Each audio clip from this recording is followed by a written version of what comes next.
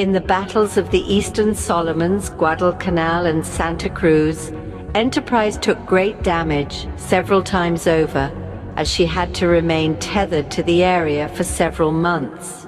The Japanese had taken Guadalcanal and had built an airstrip which we called Henderson Field, but soon our Marines had taken it back from the Japanese and were trying to hold it.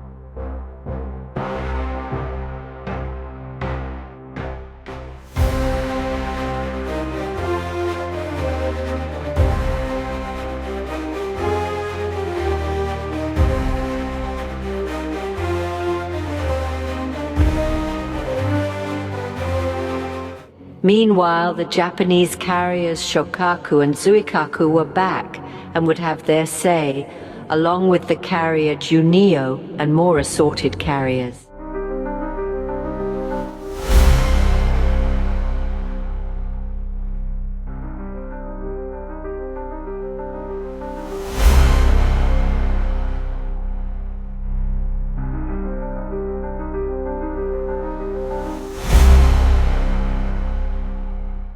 The Allies had been lucky at Midway, but now they were greatly outnumbered.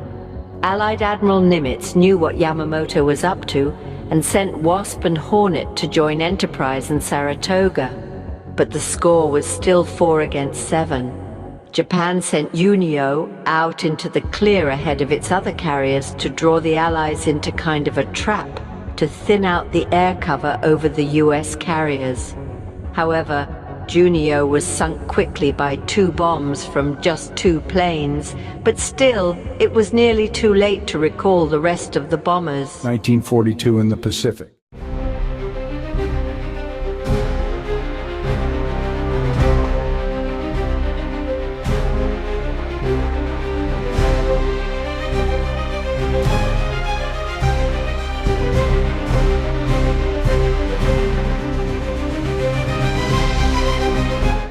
Enterprise's whereabouts was known by the whole Japanese Empire, and so a wave of Japanese Bettys attacked, but were fought off by Allied planes.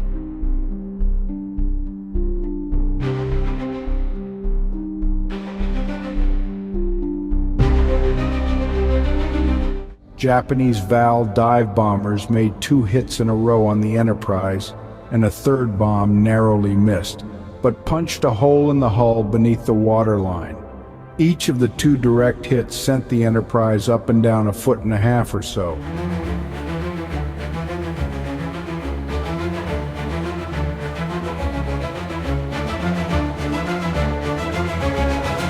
Much could be said here about the deaths, the wounded, the work of the fire and repair crews, and more. The hull was patched with mattresses pressed against it from the inside.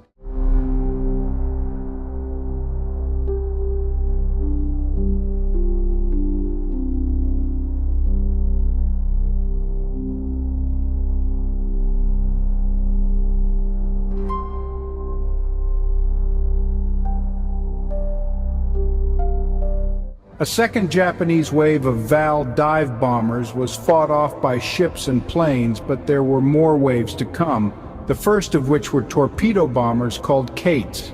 Enterprise dodged 12 torpedoes that day, heaving with the deft maneuvering of right and left full rudders. Those topside had to hold on.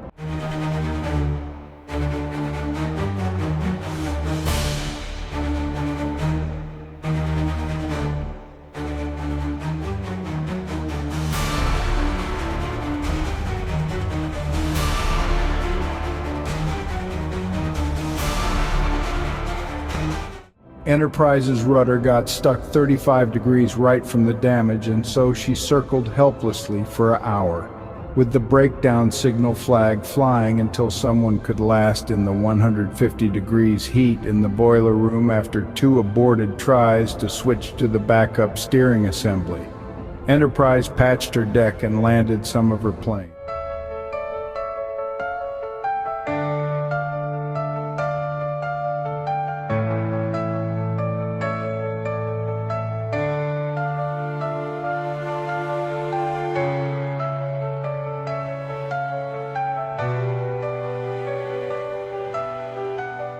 The last wave of Betty bombers came to finish off the Enterprise, but they couldn't find her some 50 miles south where she ought to be by now, had it not been for the rudder getting stuck. The Japanese reported the Enterprise sunk yet again. Enterprise raced back toward Espiritu Santo, with the last of her planes finding her better than the Japanese couldn't, and landing.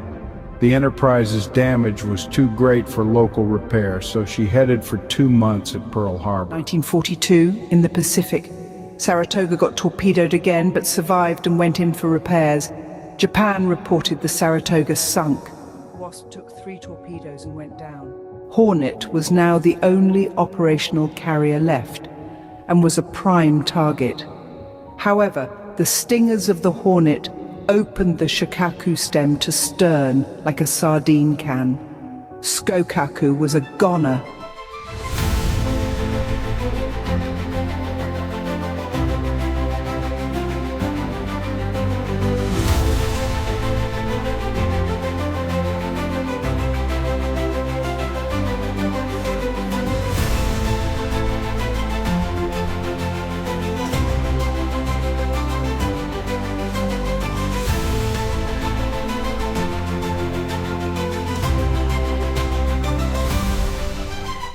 Only Zuikaku was left from the 6 carriers that had attacked Pearl Harbor. Enterprise returned 2 weeks later, with new guns and more improvements. Many Allied ships went down near Guadalcanal in what came to be known as Iron Bottom Sound. Our new and soon-to-be famous battleship, the USS Washington, was not yet there, but was on the way. Youngest sister Hornet was torpedoed and eventually went to the bottom of the ocean, and so now Enterprise was the only operational carrier left. The banner went up: Enterprise versus Japan.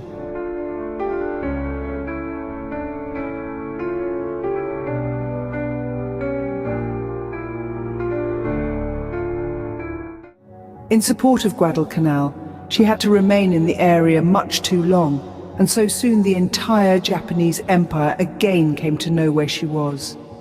She again took great damage and made it, somehow, to Espiritu Santo for repairs. Enterprise headed back out in several weeks, with crews from the repair ship Vulcan still aboard, along with some CB workers, and headed to meet another Japanese attack on Guadalcanal, where the Marines were barely holding Henderson Field.